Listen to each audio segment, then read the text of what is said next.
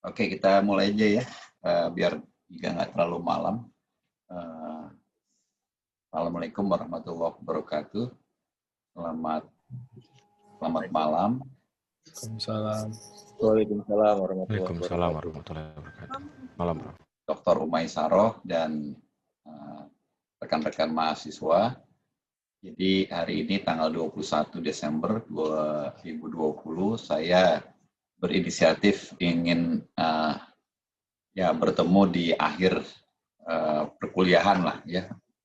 Mungkin jadwalnya sudah terlewat jadwal kuliah itu, tapi saya rasa untuk closing semester tidak salah kita ketemu mungkin 1 jam, 1,5 jam hari ini. Saya ingin cerita agenda yang ada kaitannya langsung dengan UAS ya Bu Umay ya. Dengan UAS ya tentunya harapannya kan di perkuliahan, di semester itu kita ketemu, kita berinteraksi, kita dialog, tanya jawab, mungkin ketawa-ketawa juga ya, atau mungkin kesel-keselan juga. Dan endingnya itu UAS. Tentunya para mahasiswa wajib ikut ujian akhir semester dengan perasaan tenang, dengan perasaan siap, sehingga nanti ujian bisa dikerjakan dengan kondisi yang terbaik, sehingga harapannya kita bisa melewati semester 1 ini dengan lancar. Jadi agenda hari ini saya ingin discuss dengan teman-teman semua, dengan Bu Umay dan dengan rekan-rekan mahasiswa terkait dengan salah satu jenis dari proses random yang namanya bahasa Inggrisnya itu Markov chain atau rantai Markov. Ini salah satu jenis dari proses random. Ya. Jadi kita akan lihat nanti basicnya, kemudian latar belakangnya dulu, kemudian basicnya, dan ada 1-2 persamaan ya, tapi kita akan tetap di basicnya aja, di prinsip dasar dari rantai Markov, sehingga mathematics yang terlibat di sana itu mathematics yang sangat elementer ya, yang sangat sederhana, yang mudah untuk dicerna dan mudah-mudahan juga tidak terlalu susah untuk kita pahami. Dan nanti ada 1-2 contoh dan ada 1 overview, outlook mungkin yang bisa rekan-rekan mahasiswa dapati sebagai keywords untuk lompat ke yang lebih serius ya. Jadi kuliah ini serius tetapi basic ya. Sebetulnya yang lebih menarik itu bagaimana kita mengaplikasikan apa yang kita dapati di ruang kuliah atau di Zoom ya, untuk kita aplikasikan ke problematika atau peluang-peluang yang lebih membumi.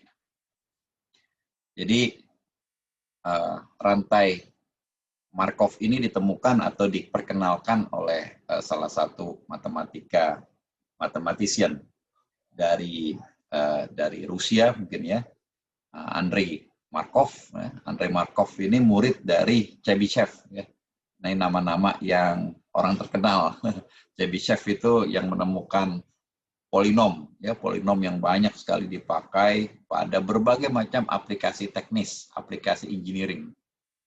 Jadi pendekatan-pendekatan ya, itu ada Chebyshev filter ya, Chebyshev kalau di aplikasi aplikasi telekomunikasi ya secara umum itu ada filter, komponen filter.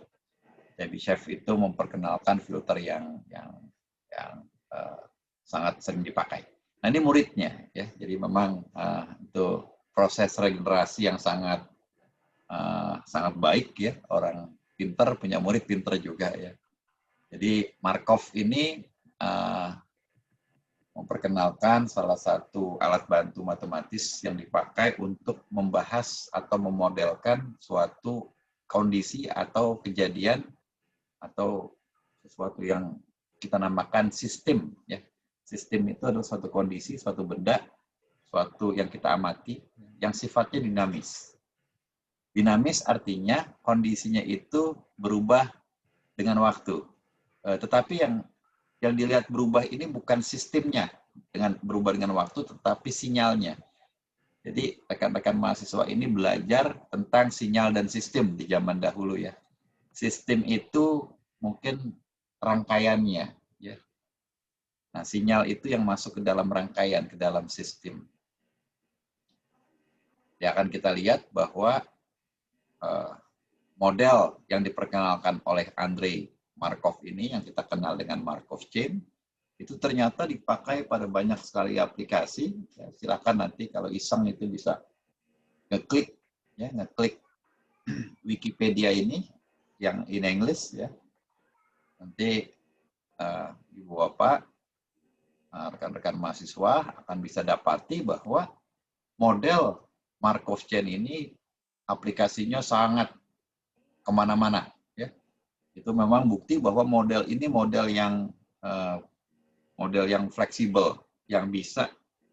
Ya, sekali lagi kalau model itu artinya pendekatan yang dilakukan oleh manusia untuk mengamati suatu permasalahan, dibentuklah pemodelan ya, supaya lebih barangkali lebih bisa dipegang gitu ya oleh ilmu-ilmuwan, oleh ilmu-ilmu teknik, ilmu-ilmu keilmuan ya. Pakai di teknik, ekonomi, genetik, ilmu sosial dan lain sebagainya, keuangan ya. Ya, karena fleksibilitas dan kesederhanaan dari metode ini. Jadi ya, metode ini sederhana. Nanti kalau iseng juga bisa lihat di YouTube ada berbagai macam video yang menerangkan. Tapi saya sekali lagi ya, di semua perkuliahan saya dimanapun, terutama di kampus Mercu Buana, itu saya tidak mengklaim apa yang saya terangkan ini yang terbaik, ya, yang terhebat. Saya bahkan hanya ingin ngasih intro aja ke rekan-rekan mahasiswa. Jadi mungkin dengar dari saya, nanti dalemin gitu sendiri. Ya. Jadi saya hanya ingin jadi pembukanya aja.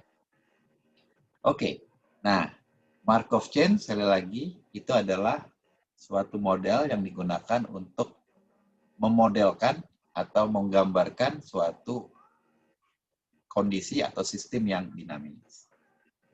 Nah, sistem yang dinamis ini digambarkan oleh suatu keadaan, suatu states. Nah, ini yang kita bahas. States ini function of time, fungsi dari waktu. Contoh sederhananya misalnya ya, kita amati antrian dari pelanggan. Ya, kalau sekarang itu mungkin antrian orang yang ingin dites COVID gitu di bandara. Nah, itu proses antrian itu adalah sistem yang dinamis. Kenapa? Karena dengan berjalannya waktu, katakanlah kita lihat setiap menit, setiap detik, setiap jam, atau setiap hari, jumlah yang antri itu berubah dengan waktu. Ya. Jadi setiap menit, mungkin setiap jam itu berubah. Ada yang kadang-kadang panjang, pendek. Ya.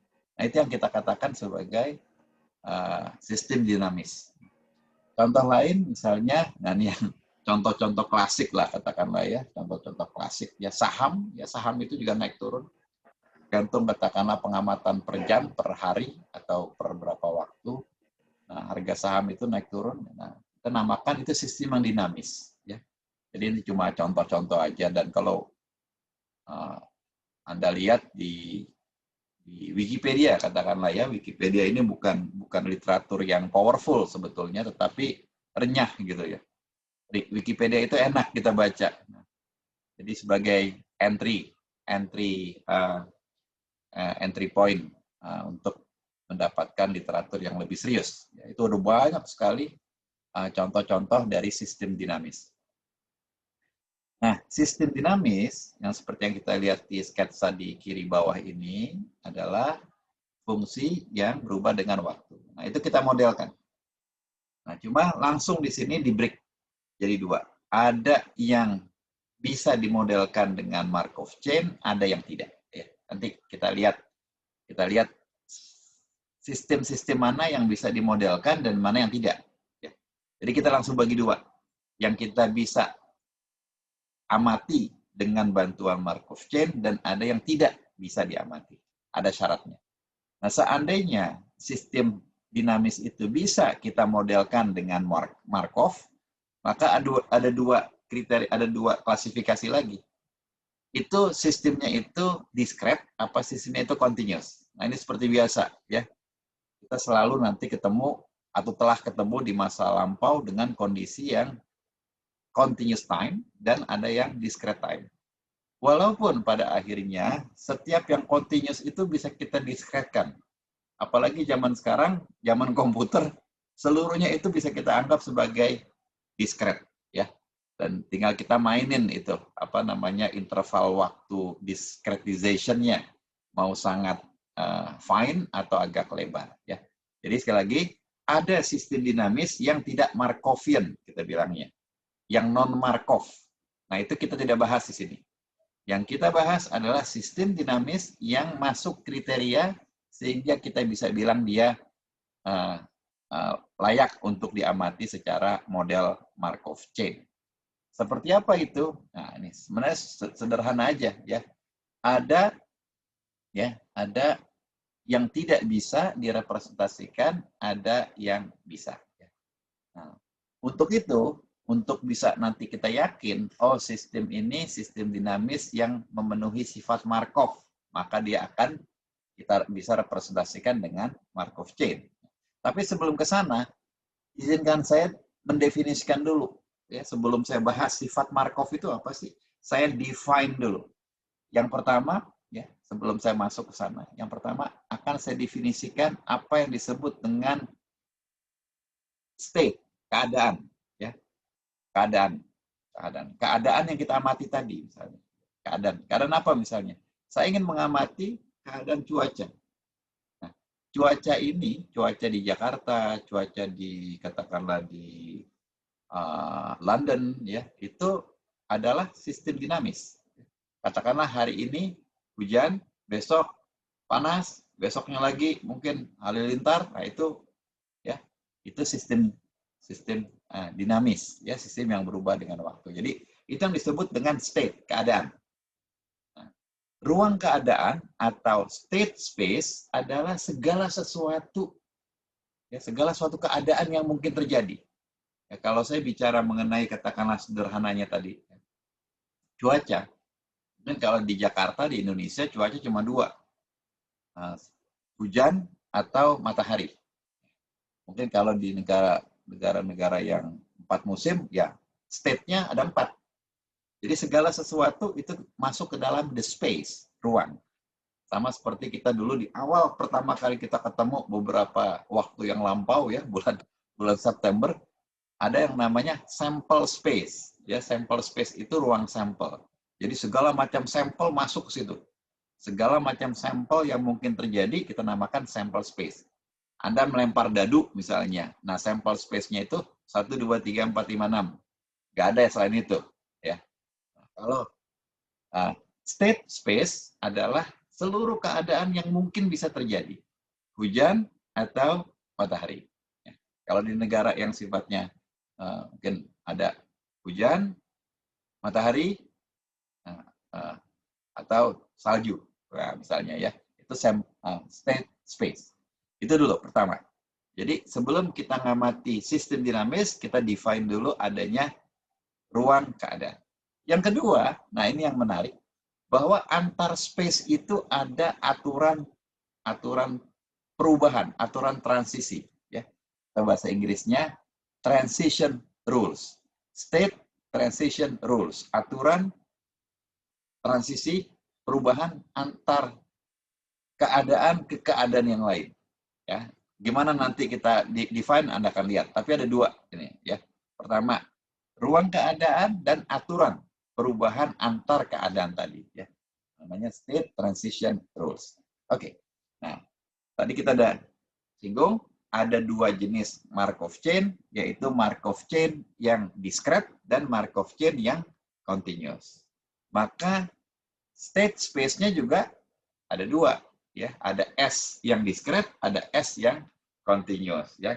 Nah, saya terutama di perkuliahan kita di sini, saya hanya akan detailkan yang discrete aja, ya, yang discrete. Yang continuous Anda bisa amati secara discrete, tapi sangat banyak. Nah, kemudian juga di sini saya akan menggunakan istilah untuk state transition rules, aturan perubahannya itu dalam bentuk matriks, ya. Anda akan lihat. Nah, ini mudah sekali, ya. Jadi kalau kalau pernah belajar matriks, Anda akan tahu nanti ya, matriks itu yang saya bahas di sini adalah matriks yang kuadratis ya. Kuadratis itu misalnya 2x2, 3x3, 4x4 gitu. Ya. Kenapa nanti saya pakai matriks? Karena di situ saya akan pindah dari satu state ke state lain. Nah, misalnya state-nya ada 2 nih, hujan dan panas, maka matriksnya 2x2. Kalau nanti saya state-nya ada 3, misalnya hujan, panas, dan salju, maka matriksnya ada 3x3. Nah, semuanya itu akan membahas state 1 ke state lain, pindahnya aturan transisinya seperti apa.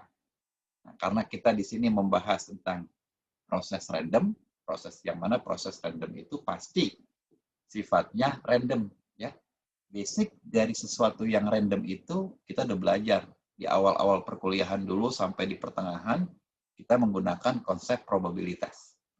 Jadi matriksnya nanti matriks probabilitas sebetulnya. Berapa besar peluang state ini berubah jadi state itu? Nah, itu pakai P. Ya. Rekan-rekan mahasiswa udah ingat lah ya bahwa probabilitas itu nilainya antara 0 sampai 1 ya. Jadi terjadi hujan nggak besok? Nah, atau besok hujan atau panas? Jika probabilitas besok hujan 30%, maka probabilitas panas 70%. 0,3 dan 0,7 ya. Jadi kita tetap menggunakan aksioma probabilitas yang kita kenal di beberapa bulan yang lalu ya. Pertama tadi bahwa peluang atau probabilitas nilainya antara 0 sampai 1. Ya saya bilang gitu aja lah, antara 0 sampai 1. Karena kalau 0 itu berarti tidak mungkin terjadi. It's okay. Ya, kalau 1 berarti pasti terjadi. Nah, seringkali indahnya itu kalau kita main di antara 0 dengan 1. Nah, kemudian jika kejadian-kejadian itu sifatnya disjung itu saling tidak terkait satu dengan lain, maka jumlahnya seluruhnya itu sama dengan 1. Ya. Katakanlah Anda melempar koin, ya, katakanlah koin itu tidak fair, koin yang tidak fair, ya. Peluang angka muncul lebih besar dari peluang simbol. Misalnya angka peluangnya munculnya 0,6, maka pasti simbol 0,4, ya, karena kita amati tidak ada state lain yang akan terjadi. Oke. Nah, sekarang saya define, ya, saya akan lebih detail ke lebih konsentrasi ke Markov chain yang discrete, ya. Maka saya akan define, ya. Jadi sebuah Markov chain atau sebuah rantai Markov yang discrete itu ada urut-urutan, ya, urut-urutan sebarisan yang kita amati, ya, yang stage-nya itu discrete. Tadi contohnya, misalnya hujan, panas. Dia dibilang Markov atau bisa diamati oleh Markov chain jika memiliki sifat Markov. Apa sifat Markov itu, ya? Sifat Markov itu gini, keadaan yang akan datang, ini saya bacakan aja nanti kita bahas. Keadaan yang akan datang, keadaan besok misalnya, itu hanya tergantung dari keadaan saat ini, keadaan hari ini. Dan tidak tergantung dari keadaan di masa lalu, kemarin. Jadi tergantung time-nya nih, time. Jadi kalau kita membahas proses random, ya, kita bahas misalnya secara timing. Ya, timingnya itu apa? Timingnya misalnya per hari. Kemarin lusa, kemarin, hari ini, besok, 2 hari lagi, 3 hari lagi gitu. Atau kita amati time-nya itu katakanlah per jam. 3 jam lalu, 2 jam lalu, 1 jam lalu, sekarang 1 jam lagi. Nah, itu timingnya. Ya. Jadi, dia definisikan secara general saja. Keadaan yang akan datang, keadaan the next, itu hanya tergantung now. Ya, tidak tergantung dengan previous, yang sebelumnya. Ya. Itu dikatakan, memiliki sifat Markov. Kalau sistem yang kita amati memiliki sifat Markov, atau Markovian, maka kita bisa gunakan Markov chain untuk mengamati sistem itu, ya. Oke. Nah, ini kalimat ini nih sifat Markov, kalimatnya begini, kalimat manusianya. Nah, kalimat matematiknya kayak begini nih. Kalimat matematiknya nih kalau Anda lihat, ya, ini kalimat matematiknya kayak gini nih. Wah, susah ya. Sebenarnya gampang juga kalau kita lihat pelan-pelan gampang. Nih, peluang ya, peluang bahwa besok kejadian ini terjadi jika, ya, ingat ya, ini kan namanya conditional probability. Jika diketahui hari ini state ini terjadi, kemarin state ini terjadi, kemarinnya lagi misalnya gitu ya. Nah, dia dibilang memiliki sifat Markov jika yang kemarin nggak penting, dicoret ini, dicoret. Jadi dibilang memiliki sifat Markov jika kejadian besok itu hanya tergantung dari jika kejadian hari ini terjadi seperti ini. Ya, jadi harusnya nih kalau seandainya kejadian besok tergantung dari kejadian hari ini, kemarin lusa, dan selanjutnya, ini semua masuk ke rumus tersebut. Ya. Jadi si Andrei Markov ini orang cerdas. Ya. Dia mengamati satu sistem dinamis yang sederhana aja.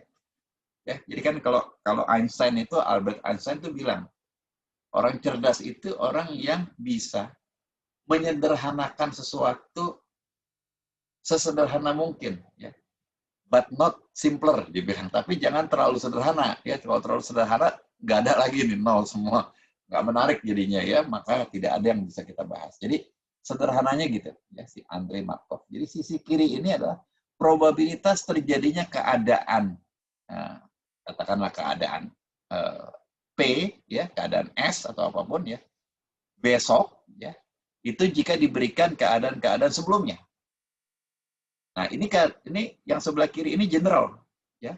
Keadaan besok itu tergantung dari keadaan hari ini, keadaan kemarinnya lagi, dan mungkin beberapa bulan yang lalu. Nah, dia dibilang Markov jika ini nggak penting, nih, keadaan kemarin lusa nggak penting.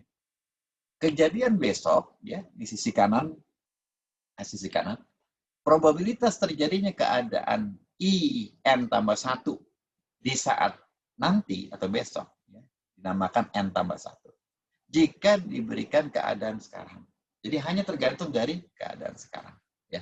Ini yang disebut dengan sifat Markov. Nah, kita hanya membatasi sistem dinamis yang seperti ini. Jadi nanti kalau Anda punya sistem dinamis, dicek dulu apakah sistem dinamis yang kita akan amati ini, internet saya unstable, mungkin putus-putus suaranya. Jadi kalau Anda punya sistem dinamis, amati dulu, cek dulu apakah dia memiliki sifat Markov tidak. Kalau dia tidak memiliki, jangan gunakan Markov chain. Kalau dia memiliki sifat ini, boleh. Nah, tentunya kita tahu itu dari mana, baca buku dulu. Ya, baca buku, baca jurnal, baca dulu itu. Dan Anda akan tahu nanti ternyata sistem dinamis yang bersifat Markov itu banyak sekali. Ya, artinya memang nanti Markov chain ini akan sangat bermanfaat buat kita. Oke, ya, ini saya masuk ya ke lebih detailnya, ya. Setelah mengamati, setelah saya berhasil bilang ini Markov, sistem dinamis ini bersifat Markov misalnya, ya. Oke. Nah, kita kembali lagi nih. Setelah saya tadi definisikan ada yang namanya state space. Nah, setelah kita tahu oh sifat Markov seperti itu, kita balik lagi, kita ambil lagi, ya. Nah, contohnya nih tadi, ya. Saya ambil contoh yang sederhana aja dulu. Nanti ada contoh yang sedikit lebih susah. Nah, nanti kalau mau yang sangat susah bisa Anda gunakan buat tesis nanti. 6 bulan dikerjain nanti, ya. Oke. Perhatikan sebuah sistem dinamis cuaca yang mana keadaan XN merepresentasikan cuaca di Jakarta pada hari ke-N. Jadi per hari ini ngitungnya. Kalau Anda mau per jam silakan, per 5 jam, per 8 jam silakan. Nah, barisan ini membentuk sebuah sistem dinamis, ya. Jika diasumsikan bahwa cuaca di Jakarta itu hanya hujan atau cerah pada hari, ya. Sehingga state space atau S ini itu hanya memiliki dua elemen. Ya, kalau tidak cerah, ya hujan. Ya. Jadi kita gunakan terminologi seperti ini. S sama dengan cerah, hujan. Ya. Ini yang pertama. Poin pertama tadi yang saya bilang, yang saya definisikan sebelum masuk, ya, saya tarik lagi sekarang. Nah, sekarang poin kedua nih. Poin kedua, ingat ya, tadi setelah ruang keadaan, saya akan bahas tentang aturan transisi. Ya, nanti kita akan lihat berapa probabilitas cerah berubah jadi hujan, dan selanjutnya. Ya. Aturan transisi, the probability, tentu. Ya, karena kita akan membahas tentang proses random. Pasti selamanya probabilitas yang kita bicara. Nah, probabilitas itu akan memberikan kita info nanti. Ya. Rekan-rekan mahasiswa udah tahu lah ya, belajar probabilitas itu kadang-kadang makan hati juga ya, makan hati karena sifatnya itu tidak pasti, tetapi kita punya angka. Ya, punya angka. Makanya kemarin itu rame vaksin COVID itu kan ya. Berapa akurasinya? 95% misalnya. Jadi bisa juga gagal, ya bisa. Ya bisa, tetapi dengan angka itu makin mendekati 100%, kita makin yakin. Ya, berapa ini vaksin yang ini? 50%. Wah, kita akan cari yang 95% tentu. Kalau ada yang jual 99%, kita akan ambil. 99,9% akan kita ambil lagi. Ya, jadi probabilitas. Oke, jadi kita akan ambil ini probabilitas, ya probabilitas. Besok berapa besar probabilitas bahwa besok terjadi J jika hari ini I, gitu. Maka kita namakan PIJ. Ya, hari ini I, besok J. Nah, angka ini antara 0 sampai 1 ya. Kalau mau dimasukin 0 silakan. Kalau cuma ingin teori aja nggak masalah kan. Berarti impossible. Kalau seandainya nilai ini sama dengan 0, berarti kalau hari ini J, hari ini I, impossible besok J. Ya. Walaupun nggak seru gitu ngomongnya ya. Nggak mungkin terjadi, Pak. Jadi biasanya kita makanya maininnya itu selain itu ya. Tapi nggak apa-apa kalau seandainya mau iseng-iseng nggak apa-apa. Jika PIJ sama dengan 1, makanya, kalau hari ini I keadaannya, besok pasti J. Itu kita bilang. Kalau kita bilangnya misalnya 50% atau 0,5, 50% kemungkinan. Kalau hari ini I terjadi, maka 50% kemungkinan J. 50%-nya lagi apa? Ya nggak tahu. Ya, karena saya hanya dikasih tahu PIJ aja. Ya, kalau saya mau lengkap, nanti lengkapin, kasih lengkap. Nanti kita lihat tulis gini ya. Jadi ini adalah probabilitas terkondisi, conditional probability. Jadi kita kembali lagi ke pertemuan kedua atau ketiga atau keberapa waktu itu, dipakai secara signifikan untuk Markov chain. Ya. Markov chain ini bekerja dengan conditional probability secara signifikan. Karena kita akan menebak berapa probabilitas suatu kejadian itu akan terjadi besok jika hari ini yang terjadi. Ya. Oke, jadi kita mainnya begitu, kita mainin, katakanlah ini time-nya ini N dari 1, 2, 3, dan selanjutnya. Jika sekarang N, maka nanti itu N tambah 1. Kemudian, state-nya itu tadi I atau J. Nah, jika kita ingin bilang, hari ini I, besok J, ya, maka penulisan probabilitas transisinya PIJ. Probabilitas J terjadi jika sekarang I. Jadi penulisannya begitu ya. Oke, ini cuma penulisan-penulisan itu aja. Nah, sekarang kita ke angka ya. Nah, ke lebih praktis mungkin ya. Praktis. Oke, nah ini lebih praktis. Kembali yang mudah dulu ya. Nanti kita pelan-pelan akan bikin susah. Nah, pada kasus cuaca ada kemungkinan 4 kemungkinan transisi. Oke ya. Apa aja itu? Jika saat ini cerah, berapa probabilitasnya nanti cerah juga? Mungkin kan terjadi begitu ya. Sekarang cerah nih. Kalau hari ini cerah, probabilitas besok cerah berapa? Kemudian kalau saat ini cerah, berapa probabilitas next-nya itu hujan? Jadi bisa itu terjadi ya. Cerah ke cerah ya, tetap cerah. Atau sekarang cerah, next hujan. Dan kebalikannya. Saat ini hujan, berapa besar probabilitasnya next hujan juga? Ya, yang belakang ini. Atau sekarang hujan, berapa besar probabilitasnya next-nya cerah?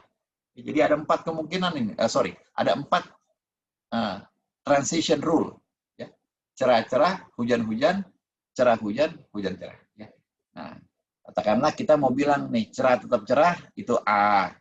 Cerah hujan B, hujan cerah C. Terserah lah ini kalau mau bikin begini. Tetapi yang Anda harus ingat semua, ya, jika hari ini cerah, jika hari ini cerah, besok itu kemungkinannya cerah atau kemungkinan satunya lagi hujan. Ya. Artinya, ini nih, PCC dan PCH itu saling terkait. Kalau kita jumlahkan harus sama dengan 1. Ya. Jadi makanya ini jumlahnya nih yang atas ini AB, A tambah B itu harus 1. Karena tidak ada kemungkinan lain. Ya. Jadi kalau sekarang ini cerah, berapa kemungkinan besok tetap cerah? Katakanlah 0,4. Maka kemungkinan besok hujan 0,6. Ya. Jadi baris ini nih kalau ada jumlahkan nih harus sama dengan 1. Makanya di sini langsung sederhana. Saya sederhanakan aja yang tadinya A, B, C, D, saya ganti aja langsung. Saya gunakan A aja. A adalah probabilitas cerah tetap cerah. Maka besok kalau hujan, probabilitasnya 1 dikurang A. Oke ya. Nah, sama juga dengan yang baris ke bawah, baris kedua. Baris kedua ini kondisi jika saat ini hujan. Berapa besar probabilitas besok tetap hujan? Saya pakai D. Ya. Saya pakai D nih. Ya, hujan tetap hujan. Saya pakai D. Nah, berarti kalau besok probabilitasnya cerah berapa ya? 1 kurang D. Ya, karena 2 aja kemungkinannya. Beda halnya kalau ada tiga kondisi. Kalau ada 3 kondisi nanti 3 kali 3 ini matriks ini. 3 kali 3. Nah, barisnya itu harus 1. Barisnya kalau jumlahkan harus 1. Jadi kalau kita udah paham 2 kali 2, 3 kali 3, nanti Anda bisa kembangkan banyak M kali M. Wah, ini keren ini. Karena memang Markov chain ini sangat fleksibel, sangat versatile, ya, jadi bisa dipakai. Saya mengamati banyak ininya, state-nya. Bisa berapa? Mungkin bisa 10, bisa 20. Ya. Beberapa mahasiswa itu udah bikin tesis menggunakan Markov chain, state-nya itu kadang sampai 15. Susah dong ya kan tesis ya, bukan soal ujian. Kalau soal ujian kan terbatas 1 jam, 1 jam setengah kerjain. Ya. Dan kalau tesis itu bisa pakai MATLAB, bisa pakai Python ya. Jadi lempar aja ke program itu, hitung-hitung selesaiin buat kita. Nah, jadi secara general ini ini jumlahnya bisa M kali M ya. Nah, baris pertama ini adalah transisi dari kondisi atau state 1 ke state lainnya. Baik tetap state itu tidak berubah, ataupun berubah kedua, ketiga, keempat, sampai ke M. Nah, ini kalau dijumlahkan harus sama dengan 1. Ya, ini kalau dijumlahkan 1. Tidak boleh lebih kecil dari 1. Kalau lebih kecil dari 1, berarti ada state yang terjadi yang di luar ini. Nggak mungkin. Dan tidak mungkin lebih besar dari 1. Kalau lebih besar dari 1 itu aneh itu. Harus di norm berarti ya. Nah, itu namanya di norm jadi 1 ya. Oke, jadi ini kasus generalnya ya. Oke, saya lanjut lagi ya. Nah, step by step kita akan lebih membuat fine modelnya biar kita bisa selesai, mudah-mudahan selesai maksimal jam 9 lah ya. 9, jam 8 lewat 15. Oke, nah, jadi tadi Anda punya state, ya, state space, katakanlah S, ada C dan H, atau ada apapun lah, ya. Kemudian yang kedua, kita punya transition rule, yang saya gambarkan dalam sebuah angka probabilitas, yang saya bikin compact dalam sebuah matriks. Tapi kita juga bisa gambar. Kadang-kadang digambarin itu lebih indah. Ya. Gambarin lebih indah. Nah, gimana gambarinnya? Ya, saya ceritain aja dulu. Nanti kalau mau lebih keren lagi bisa baca buku sendiri. Nah, ini sebagai appetizer-nya aja ya. Kalau memang suka lanjut, kalau nggak suka dimuntahin gitu. Ya. Tapi sayang kalau dimuntahin karena sistem Markov chain ini sangat powerful ya. Paling nggak jadi wawasan buat Anda. Pertama, saya akan gambari dulu the states. Ya, the states-nya itu kebetulan ada 2, maka saya gambarin 2 buah lingkaran kecil. Ya, lingkaran C, cerah, dan lingkaran H, hujan. Ya, saya gambarin dulu tuh. Dia terpisah karena 2 state yang terpisah, 2 state yang distinct. Ya, 2 state yang distinct. Ya, ini tegas di sini. Saya pakai discrete, ya, discrete time. discrete state, ya, jelas banget. Nah, C, H. Oke. Nah, jadi poin item pertama selesai, the states. Sekarang the transition. The transition itu dengan diagram itu mudah sekali saya gambarkan. Saya tidak lagi secara matriks, saya masukin langsung di sini. Saya memiliki state C saat ini. Berapa besar probabilitas bahwa the next itu tetap C, maka saya gambarkan dengan arah dari C tetap ke C. Ya, jadi seperti balik dia ke C. Berapa besar probabilitas jika saat ini C, the next itu tetap C. Itu probabilitasnya A. Jadi saya tambahkan di sini. Saya tidak perlu matriks lagi di sini. Saya gambarin aja di sini. Berapa besar probabilitas kalau hari ini cerah, besok cerah. 0,4 Pak. Tulis 0,4. A-nya ini ganti jadi 0,4. Gampang kan? Ya. Jadi panahnya itu dari dia ke dia. Oke. Berapa besar probabilitas kalau saat ini cerah, the next itu hujan. Maka panahnya dari C ke H. Dari C ke H. Ya. Dan saya tulis di sini 0,6. Ya, karena tadi A-nya 0,4, maka 1 dikurang 0,4, 0,6. Selesai nih, baris pertama. A, 1 kurang A. Nah, sekarang saya lengkapi dengan baris kedua. Saat ini hujan, berapa probabilitas the next itu hujan? Ya, tinggal diputar ke dia lagi, balik. Ya, D. Katakanlah 0,45. Ya. Oke. Dan saya lengkapi dengan, jika saat ini hujan, berapa probabilitasnya the next itu cerah? Maka panahnya ke sana. 1 dikurang D. Tadi 0,45, sekarang jadi 0,55. Jadi lengkap. Ini yang disebut dengan state transition diagram. Seluruh pendekatan Markov chain, nanti kalau rekan-rekan bisa lihat di buku atau di jurnal, ya kan, karena semester 1 masih happy-happy lah. Nanti ketemu dengan jurnal untuk tesis ya semester depan, terus ya nanti juga kami bimbing lah, saya Bu Dr. Umay, Prof Andi, semua akan bimbing Anda bagaimana mencari jurnal, bagaimana mencari rumusan masalah ya. Jadi memang step by step itu akan berproses terus, jadi ada kaget, ada mungkin siap untuk kaget ya. Ya memang ada model-model yang kita harus pelajari. Oke. Ya, nah ini namanya kondisi perubahan state. Ya. Oke, nah sekarang saya ingin tunjukkan, ini kan sifatnya bisa kita panjangin nih, kita panjangin ya.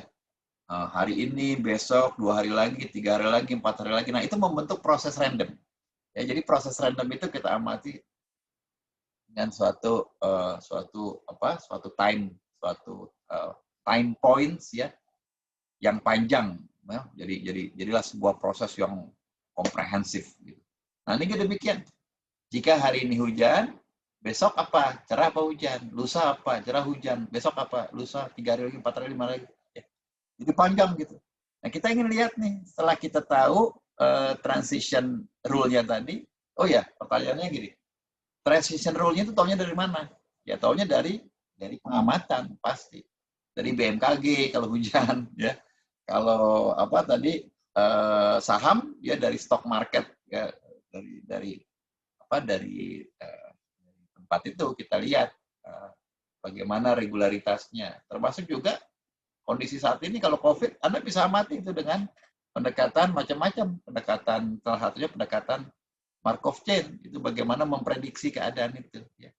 Dilengkapi dengan kalau kita mau keren ya, dilengkapi dengan adanya fenomena second wave, third wave dan sebagainya, atau bahkan fenomena kalau ada kerumunan massal ya, itu bisa kita perbaiki model-modelnya ya. Nah sekarang saya ingin amati apa yang terjadi kalau kita amati panjang nih ya. Ini kan hujan ini hari ini, besok gimana, lusa, 3 hari lagi, seminggu lagi, sebulan lagi ya. Kita ingin amati apakah terjadi kestabilan ya. Dan itu sering kali para insinyur itu ingin mengamati atau mendapati ilmu itu stabil nggak sih, atau dia sifatnya nggak stabil. Kita ingin amati itu. Apa yang terjadi ya? Apa yang terjadi? Apakah ada. Itu yang disebut dengan steady state. Steady state ini memang suatu yang diinginkan. Kalau nggak stabil gimana nanti? Kalau stabil seperti apa? Ya, kalau stabil seperti apa? Itu yang akan kita amati di next ini ya. Nah, perhitungan distribusi stabil dari sebuah model Markov chain ini merupakan spesifikasi solusi pendekatan dengan Markov chain. Jadi kita ingin lihat gitu, ingin lihat. Kita nggak cuma ingin ngitung besok apa, kita ingin kestabilan. Jadi dengan kita tahu kondisi itu, angka itu, ya, katakanlah kalau stabil berapa sih? Kalau kondisi cuaca itu maka ini sederhana aja ya. Pembuat payung itu bisa akan memanfaatkan itu hari-hari hujan, dia akan tahu persis itu. Oh nih kita harus bikin payung sedemikian banyak ini. Atau mungkin kalau katakanlah matahari ya mungkin yang jual krim kali ya, jual krim wajah, ya dia akan jadi masukan. Ya. Jadi ini nggak sembarangan sebetulnya pendekatan ini, bukan cuma konsumsi di atas kertas, kemudian selesai kita taruh ke dalam laci, bukan. Ini bisa jadi memberikan implikasi ya, bahwa pengamatan S dan P tadi, state dan transition matrix tadi atau probabilitas, kita ingin solving the Markov chain problem dan kita akan melihat steady state distribution. Manajer bank ini bisa mengestimasi. Ya. Itu kalau antriannya seperti ini ya kita lihat dia akan bisa mengalokasikan pekerjaannya. Ya, kayak di bandara itu nggak bisa didiamkan itu. Ya, jadi kan teorinya sederhana aja. Kalau memang antriannya seperti itu, sediakan pegawai atau pekerja yang sesuai sama antriannya. Jangan kebanyakan, jangan kurang. Kalau kebanyakan nanti tentu buang-buang uang juga buat menggaji orang. Ya, bukan kita yang penting cukup, enggak. Apa yang penting lebih baik banyak dibanding kurang, nggak bisa begitu. Ya kalau kita ingin berpikir lebih ekonomis, tentu the right number yang kita harus dapat. Juga kalau ingin katakanlah kaitan dengan sistem seluler, ini masalah blocking ya, atau katakanlah buat PLN ya, buat distribusi energinya dan semua. Silakan nanti kalau ada kesempatan bisa diintip ya, literatur yang dasar aja, yang sederhana dulu, menjadi entry point Anda buat mengenal Markov chain lebih jauh ya. Nah, ini jadi kita inginkan itu ya. Ya, ini sebagai besaran kinerja unjuk sistem kita. Nah, gimana caranya? Nanti kita akan lihat ya bahwa untuk mengetahui keadaan stabil atau tidak, ya itu ada dua cara. Yang pertama, kita hitung aja terus, menuju angka stabil nggak nih? Ya, kita punya matriksnya, kita hitung. Besok gimana, lusa gimana, 3 hari lagi gimana, minggu depan gimana. Nanti kita akan hitung matriksnya itu berkali-kali itu. Kita kalikan. Nah, Anda udah tahu lah pengalaman di SMP atau SMA dulu atau di S1 ngitung matriks itu capek. Tapi kalau yang ngitung MATLAB atau Python hitungan milisecond selesai. Gampang ya. Jadi kita akan memangkatkan ya, kita kalikan P kali P kali P kali P kali P ya. Ya, kalau kalian punya P aja itu berarti buat besok. Kalau buat lusa P kali P. Buat 3 hari lagi P kali P kali P dan selanjutnya ya. Nah, ini metode pertama. Metode kedua, nah ini yang lebih elegan tentu ya. Yang namanya solusi persamaan balance. Balance equation ya.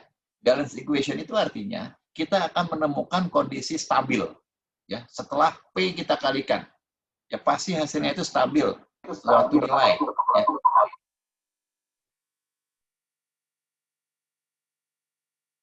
Ya. Oke.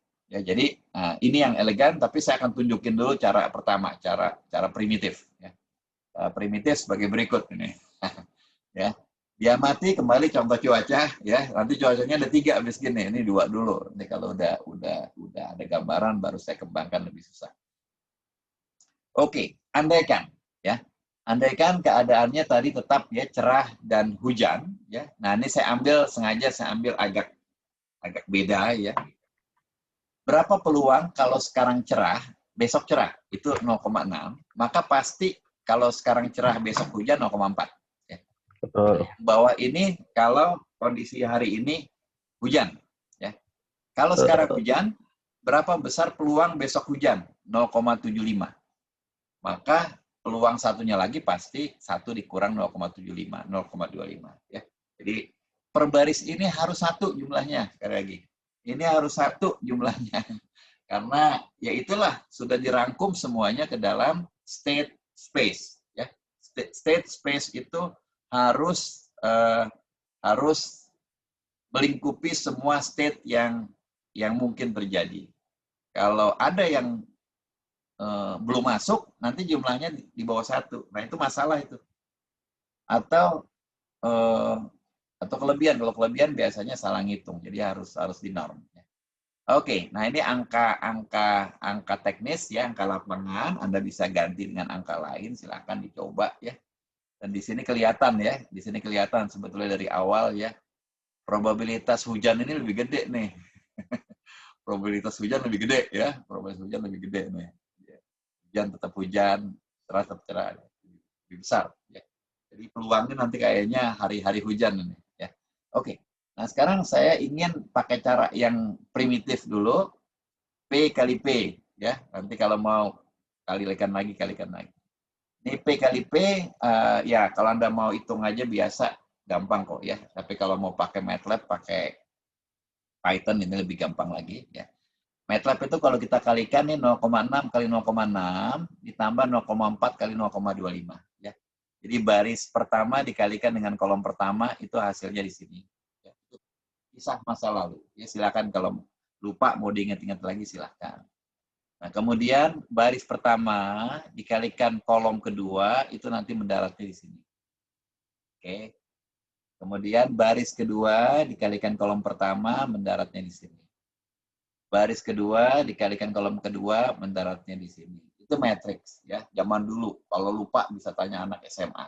Anak SMA tahu. Anak SMA kelas 3 atau kelas 2 tahu. Kalau enggak mahasiswa semester 2, semester 3 juga tahu ketika belajar aljabar linear. Jadi mudah sekali. Ya, dan di sini terlihat indah sekali ya. Terlihat indah sekali jumlahnya juga tetap 1. Ya, karena itu probabilitasnya. Artinya apa nih? Artinya kalau hari ini hujan, hari ini cerah, ya 2 hari lagi gimana kemungkinan cerah? Ya kemungkinan cerah itu 0,46. Ya kalau kemungkinannya hujan 0,54. Jadi berubah. Ya setelah 2 hari itu berubah pasti. Nah ini kalau saya lanjutkan ya, saya gampang aja di sini hari ketiga ya. Kalau hari ketiga berarti P kuadrat kali P. Nah ini 4 hari kemudian. Ya. Jadi 4 hari kemudian gimana ngitungnya? Ya ini ya P kuadrat dikalikan P kuadrat ya. Ini dikalikan dia sendiri hasilnya ini. Ini 8 hari kemudian. Berarti ini dikalikan dia juga. Ini 16 hari kemudian ya. Coba kita lihat pelan-pelan ya. Dari sini kan kemari terus 4 hari ke sini. Jadi ada semacam stabilitas. Dari 0,6 dia turun nih 0,46, turun 0,393, 0,3834, 3846 ya. Yang ini juga nih dari 0,4 ya kita bicara hujan ini. Kita bicara hujan. Tadi saya udah bilang nih probabilitas hujan ini lebih besar, hujan ke hujan lebih besar. Jadi 0,4 ini naik jadi 0,54, naik 0,6, 61, 6154 ya. Nah, ini kalau mau diteruskan silakan ya. Saya gambarkan aja di sini, saya gambarkan. Nah, insinyur begini kalau bekerja. Ya. Insinyur itu sangat senang sama tabel, sangat senang sama kurva. Jadi nanti Ibu Bapak, para mahasiswa, kandidat MT, kandidat master, ya, jangan sampai tesis Anda itu sama seperti tesis murni orang sosial. Nggak ada gambarnya, nggak ada kurvanya, nggak ada. Ceritanya cuma cerita kalimat semua. Ya. Nah ini saya tunjukkan gambar kurva. Nah, ini gambar yang indah sekali ya. Gambar yang indah sekali. Jadi, sumbu horizontal adalah hari kesekian. Sumbu vertikal ini probabilitasnya. Ya, ini hari ke-1, hari kedua, ketiga, keempat, dan selanjutnya. Ya. Dan di sini kelihatan, saya cuma ngitung nggak terlalu jauh, cuma sampai hari ke-10 aja, tadi hari ke-16. Ya. Ternyata memang dia akan stabil. Mau dikalikan terus stabil dia, tidak ada perubahannya. Jadi terjadi kestabilan, artinya memang kemungkinan cuaca cerah dalam jangka panjang itu 0,38 ya, 0,3846 tepatnya, atau 38%. Dan secara jangka panjang, probabilitas jangka panjang cuaca itu hujan, itu 62%. Jadi ini bisa jadi masukan. Itu bisa Anda lihat. Ya. Nah, itu cara primitif. Cara primitif ini cara orang kepepet, nggak ngerti yang canggih, ya udah cara primitif, kalikan aja. Gitu. Nah, saya ingin tunjukkan dengan solusi persamaan balance solution. Ya. Balance solution itu sederhana aja. Kita andaikan kita tahu balance-nya, ya kita kalikan aja, hasilnya harus balance. Ya. Jadi rumusnya seperti ini. P ini S sebenarnya. P ini S, ada SC sama, ya oke nih. Kadang-kadang gitu, dalam ilmu alam sama ilmu teknik itu biar keren pakai simbol Greek, ya, alfa, beta, gamma, lambda, segala macam. Kalau Anda pegel ngelihat Pi, ya pakailah C dan H juga nggak apa-apa lah, C dan H gitu ya. C dan H sama dengan C dan H kalikan matriks tadi. Ya. C dan H sama dengan C mal H kalikan matriks tadi. Ya. Nah ini persamaan matriks gampang aja kok. Ya. C sama dengan C kali 0,6 ditambah H kali 0,4. Ya. Ya, C, ya di sini C sama dengan 0,6 kalikan C ditambah 0,4 kalikan H. Ini persamaan yang sorry, ini kebalik ini. Bukan kali kemari, kali ke sini, sorry. Ya, jadi tadi yang saya bilang salah tadi ya. Jadi ini kali ini ditambah ini kali ini. Itu ya untuk baris pertama. Kemudian untuk baris kedua atau persamaan kedua, jadi ini yang H, ya, H sama dengan 0,4 kalikan C ditambah 0,75 kalikan H. Jadi ada dua persamaan, tetap ada dua persamaan, cuma jangan lupa bahwa C tambah H harus sama dengan 1. Ya, karena kondisi state-nya itu cuma ada 2. Nah, nanti Anda akan lihat nih, ini sebetulnya dua persamaan ini sama, persamaan yang sama. Ya. Kalau Anda lihat ini kan C sama dengan 0,6 kalikan C ditambah 0,25H. Ya. Ini kan bisa dipindahkan ke kiri nih yang ini. Ya, kalau kita pindahkan ke kiri, ya kita pindahkan ke kiri, hasilnya 0,4C sama dengan 0,25H. Oke ya. Yang baris pertama. 0,4C sama dengan 0,25H. Nah, ternyata persamaan yang kedua itu persis sama. Jadi saya pindahkan yang belakang nih. Kalau saya pindahkan ke kiri yang belakang, ya, 0,25H sama dengan 0,4C. Jadi sama. Artinya memang kedua persamaan ini dicoret aja salah satunya. Ini yang diambil. Ya, ini yang diambil. Karena memang kondisinya tadi kalau kita lihat slide sebelum saya, ya, dia menyatu nih. Seolah-olah ada 2, sebetulnya cuma ada 1. Nah, saya ambil yang ini, dan saya ambil salah satu dari keduanya. Ya, tadi saya udah bilang, ini kalau saya pindahkan, jadi 0,4C, ya, 0,4C ditambah 0,25H, yang ini, 0,4C sama dengan 0,25H. Kemudian, yang satunya lagi, C tambah H sama dengan 1. Jadi ada 2 persamaan ya. Ada 2 persamaan, yang satunya lagi, tadi, C ditambah H sama dengan 1. Nah, ini kan tinggal kita ganti aja nih. Ya, ini kalau kita lihat ini kan gimana nih ya. Gampang aja kan ya. Ini kan 1,6C sama dengan H. Ya, persamaan ini. Ya, gampang aja saya kalikan 4 aja, kalikan 4. Kiri kali 4, kanan kali 4 ya, berarti ini 1 jadi H ya. Ini 4 0,4 kali 4, 1,6. Jadi tinggal Anda masukkan aja kemari nih. Anda masukkan persamaan ini, jadi H-nya diganti jadi 1,6C. Di C ditambah 1,6C sama dengan 1. Ya. Jadi dapat kita ini C sama dengan 1 dibagi, berapa? 1 dibagi 2,6 ya. Ya. Nah, hasilnya 0,38. Ya, tinggal bisa dibagi aja. Ya, ini kan kalau kita kalikan 10 ya, kalau kita kalikan 10 ini kan 10 per 26 ya. 10 per 26 itu ya 5 per 13. Ya, jadi gampang aja persamaan linear, dua variabel, dua persamaan. Oke, jadi seperti itu perhitungan dengan balance. Nanti kalau mau disolusikan secara lebih umum lagi, kalau Anda punya M kali M, ya M kali M, nah itu caranya bisa seperti ini. Kemudian ya apa yang bisa kita kerjakan selanjutnya, ya ini misalnya dari hasil tadi, ya kita bisa menghitung nilai harapan ya, expected value ya. Dari situ misalnya kita ingin menentukan jumlah paket dalam buffer kita. Kalau Anda ingin melakukan penelitian misalnya traffic internet atau apapun lah ya, tadi antrian segala macam ya, maka kita bisa menentukan berbagai macam besaran-besaran yang bisa untuk jadi kriteria perancangan.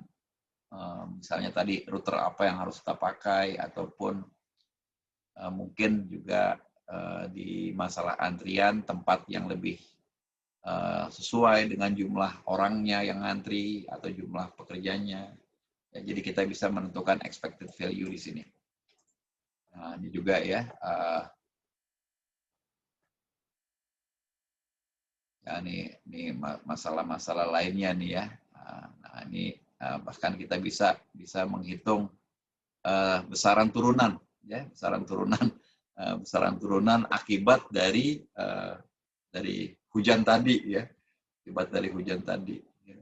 Barangkali ada kaitannya nih, tukang kayu memproduksi kursi ya, mungkin kursinya harus dijemur atau apa ya, kita ya, bahkan bisa dibegitukan ya, jika cuaca cerah dia bisa memproduksi 5 kursi, cuaca hujan 3 kursi, maka dia bisa melakukan perhitungan yang sifatnya prediksi dari kondisi yang kita dapati tadi, 5 per 13 dan 8 per 13 seperti ditampilkan di sini. Ya, bisa dari faktnya, turunan-turunan lain berikutnya. Ya, tidak hanya buat tukang payung, tapi juga buat aktivitas lainnya. Ya, mungkin orang jualan lainnya, ya, ketika kondisinya seperti ini, jualannya sekian, ketika kondisinya berlawanan dengan yang diharapkan, mungkin agak turun, ya. Dan itu bisa menarik sekali ya, termasuk barangkali juga kalau kondisi kayak sekarang COVID ini atau kondisi-kondisi yang kondisi lainnya ya, kaitannya dengan mungkin dengan pemesanan hotel, pemesanan tiket pesawat ya. Mungkin juga modelnya nanti harus diubah ketika ada kondisi munculnya virus yang bervarian ya, seperti yang di Inggris terjadi saat ini. Nah, itu bisa kita aplikasikan pendekatan dengan Markov chain. Oke, saya lanjut dengan contoh yang 3x3. Ya. Nah, ini biar Anda bisa ada gambaran lebih banyaknya lagi ya. Nah, ini contoh ketiga keadaan, saya lengkapi aja masih ke contoh cuaca. Ya, saya tambahkan ada cuaca salju, katakanlah ya. Jadi ada 3 states. Nah, ini tadi saya pakai cerah ya, sekarang sunny ya, ini cerah, sunny. Hujan, rainy, ini RA, dan snowy, salju ya. Nah, P-nya saya berikan begini P-nya. Nah, ini dari mana P ini ya? Tentunya dari survei. Ya, jadi Anda tidak akan bisa dapati angka itu kalau tidak melakukan pendekatan dulu, survei dulu. Ya, dalam data analytics juga kita harus ada data awal dulu. Kita nggak bisa main tebak-tebakan begitu. Nah, jadi based on dari data yang telah kita kumpulkan, dan tentunya itu harus valid, ya, kita akan bisa melangkah menggunakan Markov chain. Ya. Jadi asumsi saya memiliki matriks ini. Ya. Kita cek ya, baris pertama harus 1 jumlahnya, baris kedua harus 1, baris ketiga harus 1. Ya, jadi gampang aja di sini. Jumlahnya harus 1. Kalau jumlahnya tidak sama dengan 1, ada yang kurang tepat. Oke, nah saya gambarkan di sini dengan transition matrix diagram. Ini biar mudah. Ya. Karena kita kalau melihat matrix ini nggak terlalu senang, ya. Tapi kalau menghitung biasanya pakai matrix. Ya, jadi saya gambarkan di sini kembali karena ada 3 stage, maka ada 3 lingkaran kecil. Ya, katakanlah di sini. Oh ya, ini yang pertama ya, snow yang pertama, SN yang pertama, gantung urut-urutan ini nih kayaknya ya. Ini cerah dan ini hujan yang bawah. Jadi kalau saat ini snow, ya berapa besar probabilitas next snow? Itu 0,5. Ya berarti gambarnya begini, 0,5. Kemudian bagaimana dia nanti ya cerah 0,25 sana, dan yang belakang ini yang terakhir kalau dia hujan jadi panah yang ini. Ya. Jadi kebetulan sama ini 0,25 yang ini yang tengah, 0,5 yang ini yang belakang. Dan selanjutnya untuk cerah, ya tetap cerah. Ya, kalau hari ini cerah, besok cerah 0. Maka tidak ada yang balik ke dia. Jadi kalau hari ini cerah, besok pasti tidak cerah. Ya, ini cuma contoh soal aja. Jadi kalau hari ini cerah, besok snow 0,5, ya kebetulan sama ini. Ini 0,5 yang kemarin. Ya, dan yang terakhir ini hujan, ya. Kalau hari ini hujan, besok hujan, nah itu 0,5. Makanya 0,5. Dan ini satunya lagi ya. Depan ini, yang tengah ini yang ke sana. Jadi kita dapati lengkap di gambar ini. Dan menariknya itu Anda bisa lakukan assessment dulu sebelum menghitung ya, ini assessmentnya. Kita amati snow, ya panah yang masuk ke dalam, yang in itu, yang ini dengan yang ini. Ada 3 panah.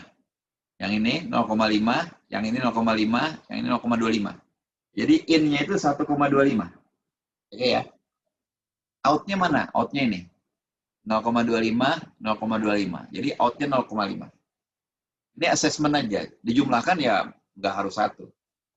Kemudian yang cerah, yang in-nya berapa? Ya, ini in-nya 0,25, 0,25. Berarti in-nya 0,5. Out-nya yang ini. Ya. Ini dan ini berarti 1. Dan juga yang hujan ya.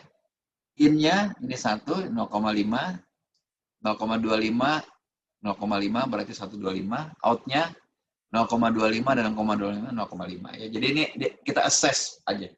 Jadi in itu artinya berapa besar probabilitas dia akan snow. Ini. Secara umum, secara gambaran besarnya. Ya. Dan ini berbanding jauh. Jadi nanti probabilitas akan snow di tempat itu, di wilayah itu akan lebih besar dibandingkan sunny. Nah, ini contohnya, ya sialnya contohnya sama nih. Berarti nanti RA-nya, rainy-nya juga sama besar kurang lebih. Jadi di daerah itu probabilitas snow dan hujan itu jauh lebih besar dibandingkan matahari bersinar. Oh mungkin di daerah London kali ya, lebih cenderung akan banyak snow dan hujan dibandingkan cerah. Oke. Nah ini apa assessment-nya ya, ini soal apa given-nya, di gambarannya. Nah sekarang saya ingin exercise. Ada 2 slide yang saya akan exercise. Slide pertama ini saya akan challenge ya. Jika saat ini ya T0, jika saat ini kondisinya snow ya, maka state-nya ini saya tuliskan aja 100. Oke ya. Karena saat ini snow. Jadi bukannya bersinar, sunny, dan bukannya hujan, rainy. Ya, snow. Jadi 100. Apa yang terjadi? The next. Katakanlah besok. Kalikan vektor ini dengan matriks ini. Ya. Jadi tadi kalau Anda mengalihkan ini gampang aja nih. Mengalihkan sebuah vektor dengan matriks, itu syaratnya sebenarnya 1. Ya. Dia harus bisa dikalikan. Bisa dikalikan ya, bisa dikalikan. Kalau Anda mengalihkannya dari kanan ya, dari kanan kita bilangnya ya. Ini vektornya ini harus 1 kali 3. 1 kali 3 itu 1 baris, 3 kolom. Karena supaya match. Tapi kalau ngalikannya dari sini, dia harus 3 baris, 1 kolom. Ya, oke. Karena saya ingin tetap state-nya sama, jadi harus dari kiri memang mengalikannya. Sorry, bukan dari kanan tadi, dari kiri, dari sebelah sini. Jadi 1 kali 3 dikalikan 3 kali 3. Nanti hasilnya 1 kali 3. 1 baris, 3 kolom. Oke. Jadi saya kalikan. Nah, ini kalau dikalikan ini artinya ini akan dikalikan dengan yang ini. Ya. Jadi saya akan dapati 0,5, 0,25, 0,25. Ya, jadi artinya apa? Artinya kalau saat ini itu snow, maka 50% atau 0,5 akan tetap snow. Ini dia. Kalau saat ini snow, maka kemungkinan cerah itu 0,25. Dan kalau saat ini snow, berapa besar kemungkinan hujan? 0,25. Jadi ini sama aja nih, satu ini merepresentasikan baris pertama.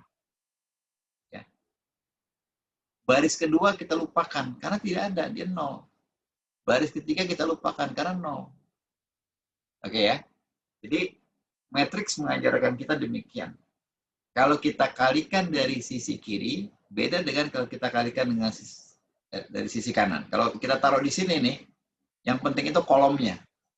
Perkalian, bukan perkalian, superposisi kolom.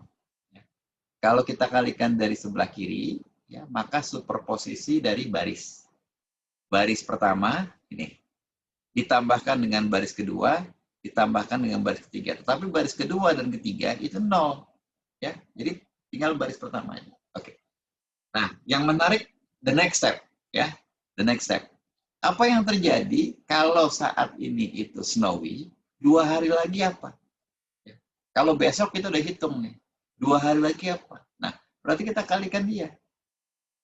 Kita kalikan dia nih, dengan matriks yang bersangkutan. Kalau tadi kan gampang, 1, 0, 0. Nah, sekarang 0,5, 0,25, 0,25. Jadi yang ini kita pindahkan kemari, kita kalikan. Nah, yang tadi saya udah bilang, kalikan baris pertama dengan ini, dengan 0,5. Baris pertama kalikan 0,5. Ini saya renceng gini, 0,5 dikalikan baris pertama. Ditambah 0,25 kalikan dengan baris kedua. Ya ini.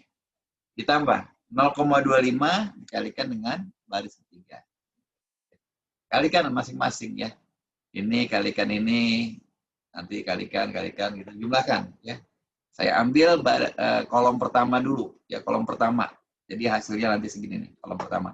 0,5 kalikan 0,5, 0,25. Ditambah 0,25 dikalikan 0,5, itu 0,125. Tambahkan dengan 0,25 tadi. Ditambah 0,25 kalikan 0,25 kalikan. Jumlahkan ketiganya jadi ini. Ya. Jadi gampang aja gitu. Bisa pakai kalkulator, bisa pakai Excel, MATLAB, Python, ya gampang. Oke. Nah, sekarang saya akan menghitung yang kolom kedua. 0,5 dikalikan 0,25, ya, itu 0,125. Ditambah 0, ya. Ditambah ini. 0,25 kalikan 0,25. Hasilnya 0,1875. Dan yang terakhir, ini yang belakang, ya, bisa sama aja ya, dapatnya 0,375. Jadi kalau dijumlahkan juga hasilnya 1. Jadi kalau hari ini itu snow, lusa itu berapa kemungkinan tetap snow? 43,75%. Kalau hari ini snow, berapa besar kemungkinan 2 hari lagi cerah? 18,75%. Dan selanjutnya ya. Jadi dengan perkalian ini kita bisa mendapatkan prediksi secara time series. Ya. Nah, terus saya akan tunjukkan di slide terakhir ini, ya, di 2 slide terakhir, bagaimana kondisi stabilnya. Ya, tadi saya sudah tunjukin ke Anda, kita bisa gunakan cara primitif. Ya, cara primitif ini cara paling gampang, ya, tapi nyusahin karena primitif. Tapi kalau kita punya benda primitif yang namanya komputer, Kita punya MATLAB, kita punya Python, itu gampang. Ya, tinggal masukin aja kalikan. P, ini. P kuadrat, kalikan dia dengan dia. Ini. P pangkat 3, P pangkat 4, pangkat 5, pangkat 6. Kalikan aja. Ya. P pangkat 4 ini sama aja, dia kalikan dia juga. Ya. Nah, P pangkat 6 ini sama aja P2, P pangkat 2 kalikan P pangkat 4. Ya. Nah, ini Anda udah bisa lihat di sini. Ya. Ini terjadi stabilitas. Angkanya begini nih. Ini udah stabil ini. Kalau dikalikan lagi dengan P tetap begini, ya. Itu indahnya kondisi stabil. Jadi kita lihat dengan jelas sekali. Ini snow, ini sunny, ini rainy, ya. Jadi 40% kemungkinan terjadi snow jangka panjang. 40% kemungkinan rainy, 0,2% sunny. Ini dengan cara primitif. Nah, dengan cara solusi persamaan balance lebih sophisticated tapi lebih susah, ya. Tadi Anda mendapati persamaan matriks, ya. Ini dia.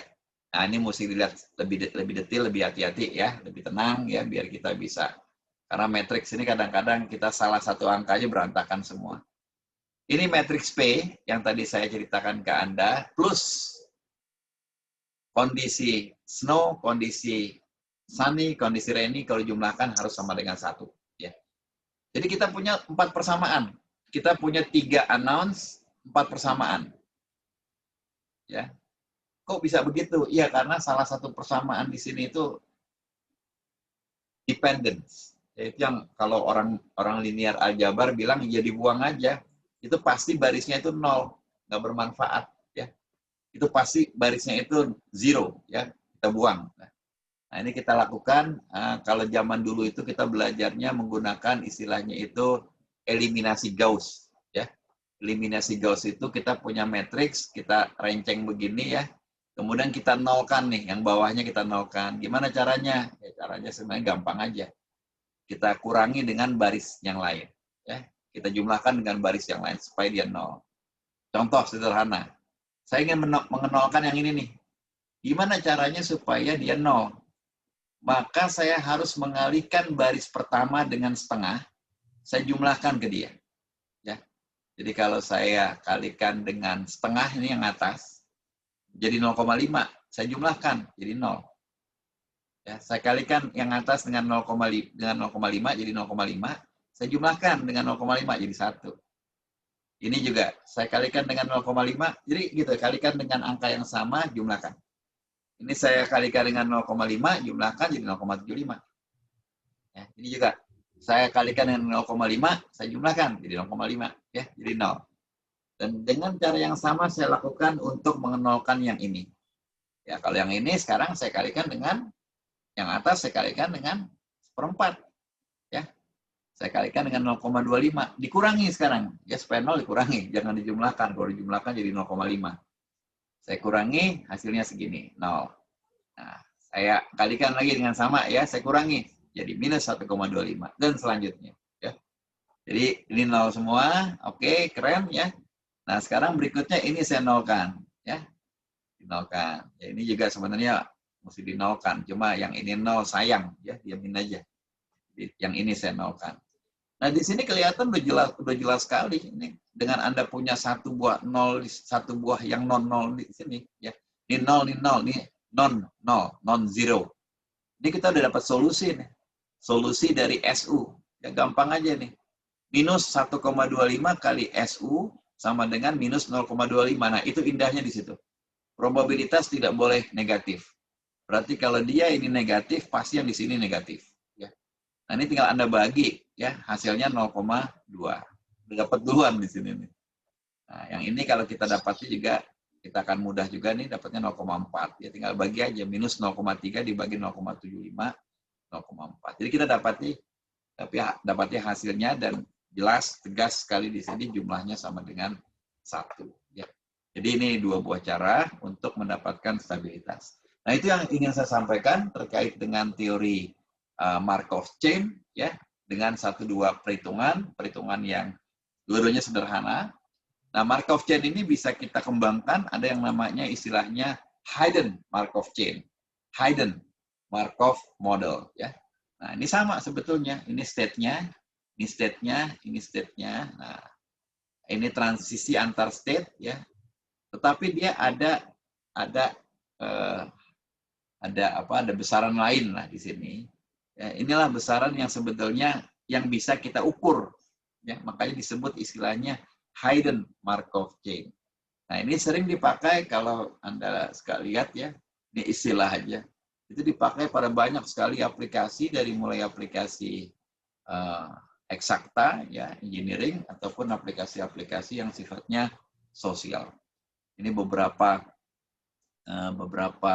aplikasi ya, yang memang zaman sekarang masanya machine learning, jadi banyak sekali istilah-istilah yang kita kenal dari machine learning, temporal pattern recognition ya, berupa speech, handwriting dan sebagainya, juga dipakai di bioinformatics atau partial discharges ya. Ini istilah aja. Itu yang ingin saya sampaikan. Kita kurang lebih on the right time. Silakan kalau seandainya ada yang ingin ditanyakan atau dikomentari.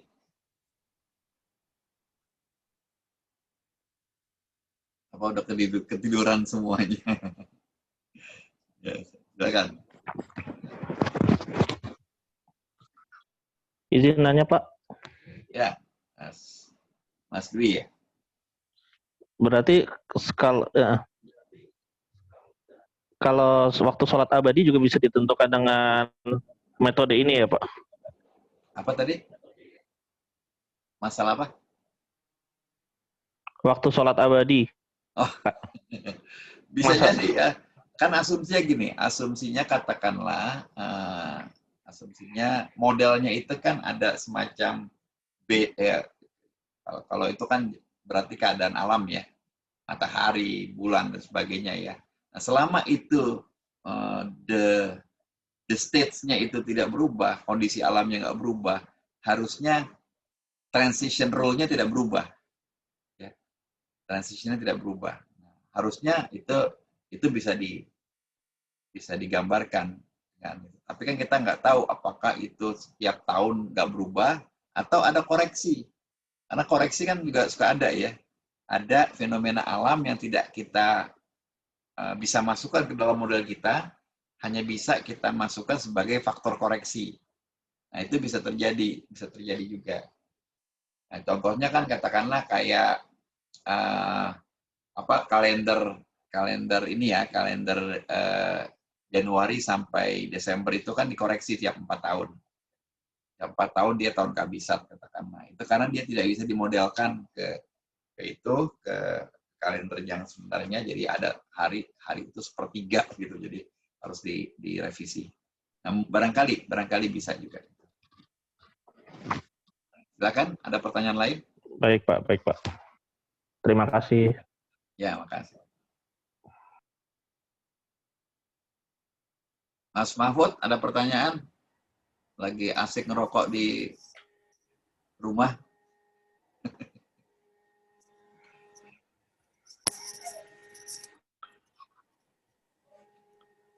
Prof, saya mau nanya, Prof. Ya, silakan. Itu tadi ada yang 0,4 bisa berubah jadi 0,4 itu gimana ya, Prof? 0,4 bisa berubah jadi? Tadi kan sebelumnya ada 0,6 terus sama Prof Mudrik dibalikan. Ini ya? Nah, yang ini Prof nih, 0,60C itu ya. Oke. Ya. Jadi kan ini ya? Sesudahnya Prof. Ini. Ya, itu. Yang ini ya? Ya. Iya betul Prof. Yang ini ya, yang C sama dengan 0,60.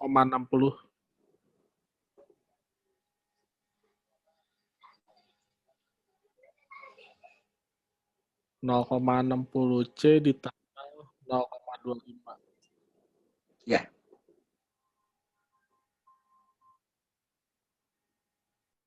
Yang baris ini ya?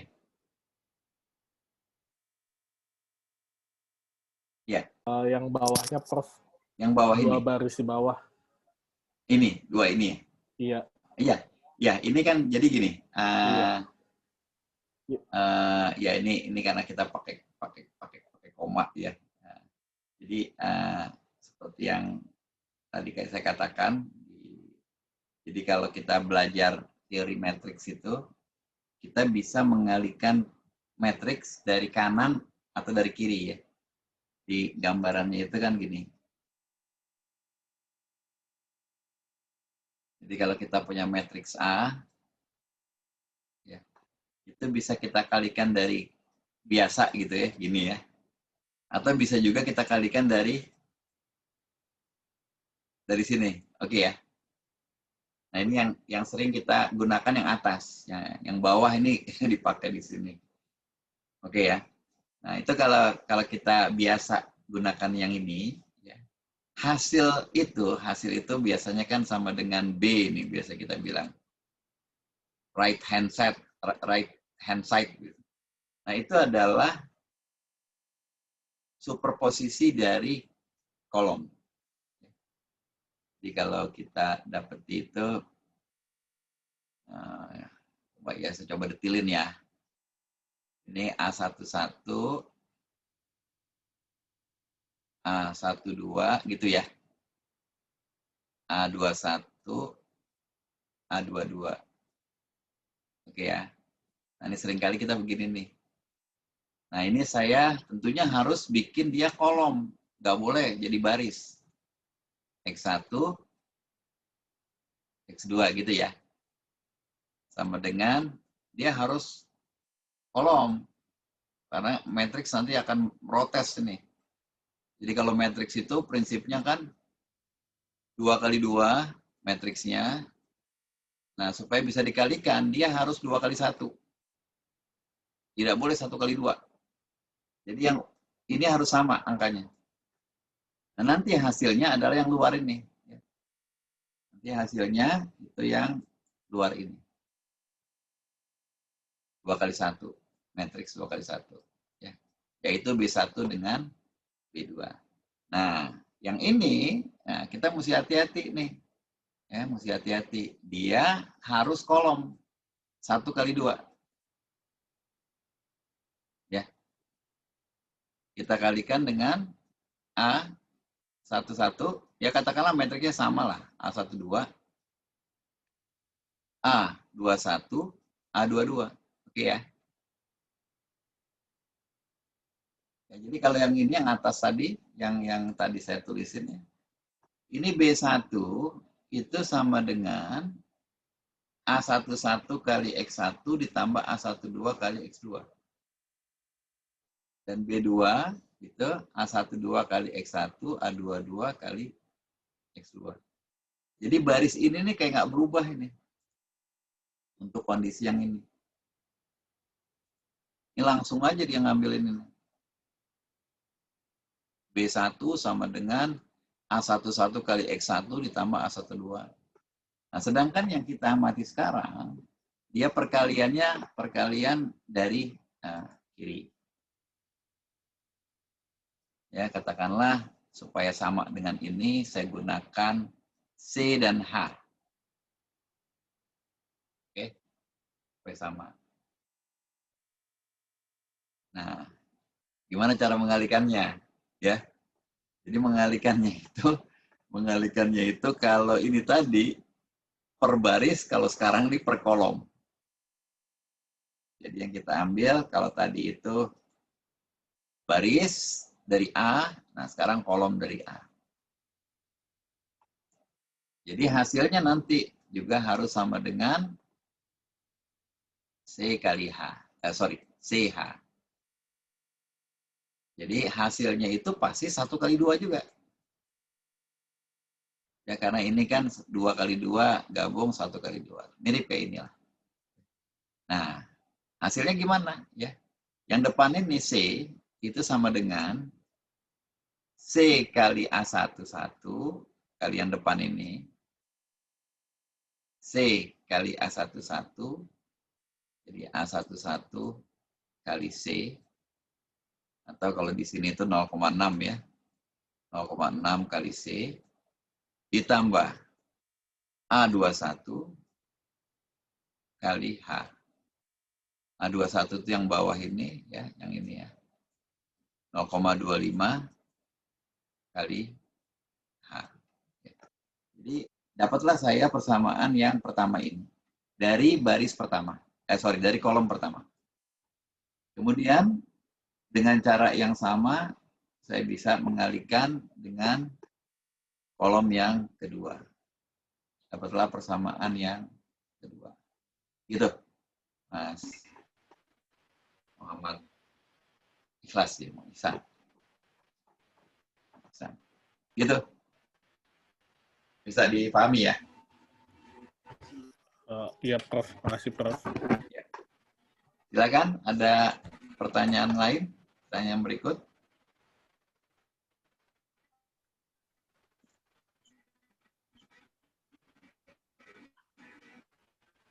Oke, ya. Jadi kita mungkin nanti minggu ke ada pertanyaan, Mas Ubedillah? Ya. Oke. Mau nanya terkait dengan Silakan. ruang keadaan ya, yang tadi apa, static space ya. Kalau kita diimplementasikan ke dalam, kalau hujan itu kan udah pasti ya, jadi udah kita udah tahu datanya gitu ya. Kalau kita dikaitkan dengan umpama salah satu contoh kayak di antrian atau kecepatan itu kan memastikan itu dijadikan bahan data sebagai state space itu kategorinya seperti apa dan waktunya berapa lama gitu. Nah, itu kembali kepada ini model dari transition rule tadi. Ya, transition rule itu secara praktis, secara kalau kita mau bicara eksaknya, sangat mungkin dia tidak konstan. Ya, bisa jadi juga fungsi dari waktu. Ya katakanlah sederhananya gini. Perubahan cuaca tadi, ya itu kan tidak selalu demikian. Mungkin itu hanya benar di 3 bulan tertentu. Mungkin di 3 bulan lain P-nya beda. Iya kan? Nah, jadi kita memang masalah, saya juga tadi untuk mempermudah aja saya ngomong hari ini dan besok ya. Bisa juga itu bukan hari ini besok, hitungannya 3 jam ini dan 3 jam berikutnya.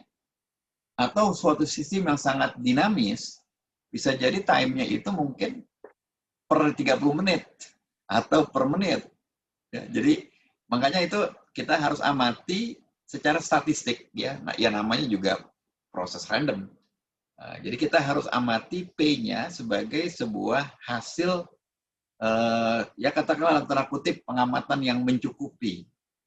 Makanya itu angka-angka yang validitasnya harus bisa dicek oleh orang ketiga gitu istilahnya, bahwa probabilitas matriks tadi aman gitu istilahnya, Mas Ubedillah ya.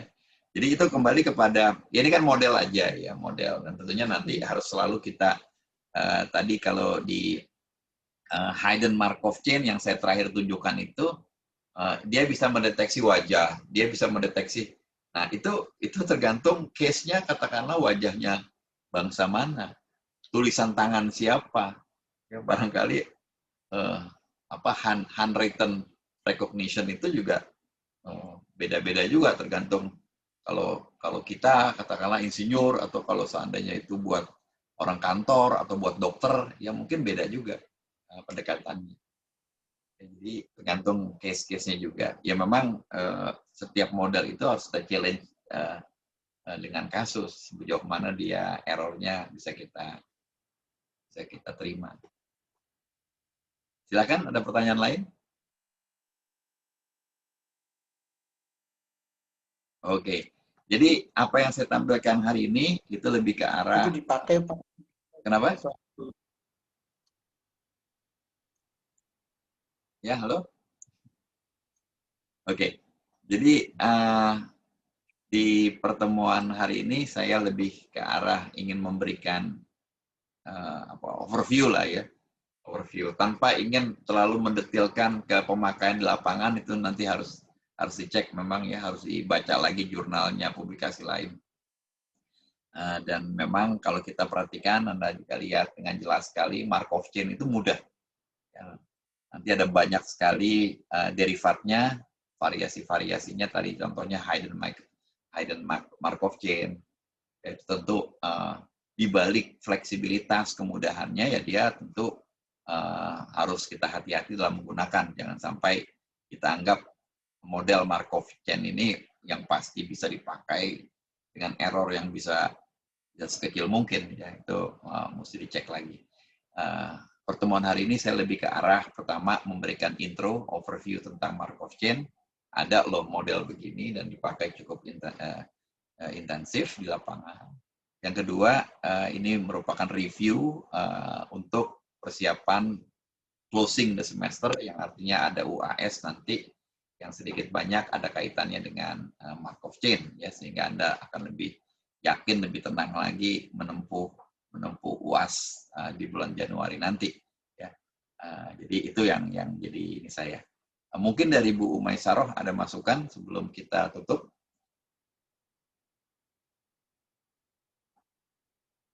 Silakan Bu Umay. Cukup, Prof.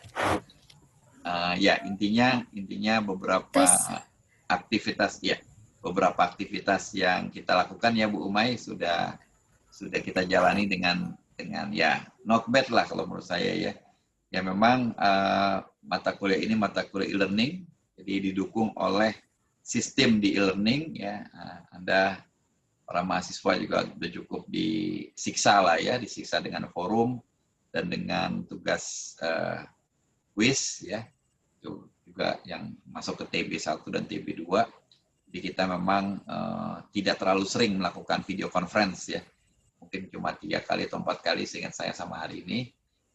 Jadi harapan saya memang nanti UAS-nya juga berjalan lancar dengan tema yang kita bahas hari ini. UAS-nya itu insya Allah nanti di bulan Januari, persisnya kita mesti lihat jadwalnya. Kemungkinan besar ya sama ya Bu Umay ya, hari Senin ya jam segini. Ujiannya itu nanti sama seperti ini, ya, jadi tolong nanti Ibu Bapak bisa diaktifkan kameranya, ya sebagai formalitas ujian kita bahwa ada manusia di sana gitu. Di ujung sana itu ada manusia gitu, bukan layar yang gelap ya. Jadi silakan nanti Anda kerjakan, Anda dalam waktu maksimal 1 jam, 1,5 jam Bu Umay, 1,5 jam ya. Jadi waktu yang terbatas itu tolong nanti disiapkan ya waktunya. Jadi upayakan di jam itu Anda udah dalam keadaan tenang di rumah gitu. Jangan lagi di jalan raya. Jadi saya nggak mau Anda ujian dalam kondisi berkendaraan. Jadi tolong disiapkan waktunya dalam kondisi di suatu ruang ya. Dengan tenang, tidak bahaya. Dan Anda bisa kerjakan 1 jam, mungkin bisa selesai, mungkin ada yang 1/2 jam selesai, jadi langsung dikirim nanti ke saya dan ke Bu Umay jawaban Anda. Nanti teknisnya akan kita detailkan di mendekati hari H. Dari saya itu aja, ya mungkin tadi juga Bu Umay sudah mengatakan cukup. Makasih banyak, hari ini kita bisa ketemu lagi, Anda bisa dengan kami, dengan Bu Umay, dan dengan saya bisa tetap muka ya. Setelah ya akan kelihatan lagi tuh wajahnya Pak Gatot Suhendra ya, setelah lama kita tidak ketemu, semuanya juga mungkin kita jadi ingat lagi. Ada 1-2 yang izin tadi nggak bisa hadir. Saya ingin tutup ya semester ini.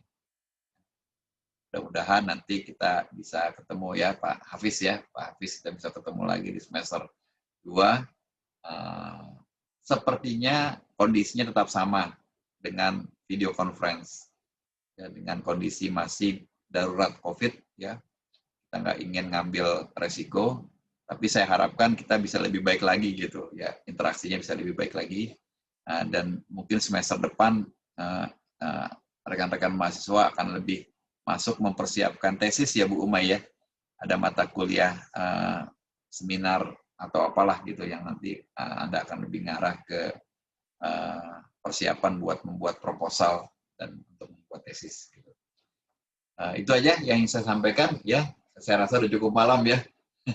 Kalau nggak diskusinya nanti akan berkelanjutan terus ya. Mohon maaf kalau ada kekurangan di semester ini. Nanti kita akan tutup dengan ujian di bulan. Suara saya agak putus-putus, mungkin jaringan internetnya nih ya, Mas Ihsan Mubarak ya. Kadang-kadang kalau udah agak malam gini malah lebih jelek. Mungkin semua orang pakai akses internet kali. Oke, baik. Saya tutup aja ya. Mohon maaf semuanya ya. Makasih atas kehadirannya di hari ini. Mudah-mudahan nanti Terima kasih, Prof. Videonya Makasih banyak, Pak. Ya, videonya bisa saya upload Terima juga kasih, di Prof. YouTube. Ya, bisa saya upload di YouTube, mungkin bisa dilihat juga. Makasih banyak semuanya sekali lagi. Terima kasih. Assalamualaikum Selalu, warahmatullahi Prof. wabarakatuh. Bye. Mohon maaf. Waalaikumsalam. Assalamualaikum warahmatullahi wabarakatuh. Waalaikumsalam. Salam.